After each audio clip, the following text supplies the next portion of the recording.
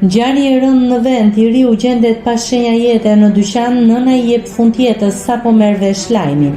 Një ngjarje e rëndë ka tronditur qytetin e Lezhës, ku brenda pak orësh janë shënuar 2 humbje jete në të njëjtën familje.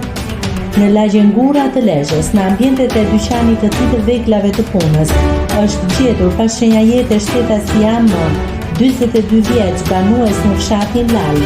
Sipas të dhënave paraprake nga veprimet e para hetimore në trupin e viktimës, nuk janë konstatuar shenja dhune, ndërsa dyshohet se vdekja ka ardhur për shkaqe natyrale.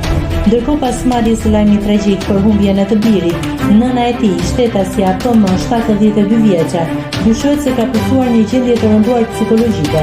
Sipas policisë, ajo dyshohet se ka varur veten dhe është gjetur e pajetur nga familjarët në banesën e saj në fshatin Lal Njeri Lezhë. Trupat e pajet të nën e birë janë transportuar në Institutin e Mjekësisë Ligjore në Tiranë, ku do t'i nënshtrohen ekspertizës mjeko-ligjore për të përcaktuar me saktësi shkaqet e humbjes së jetës.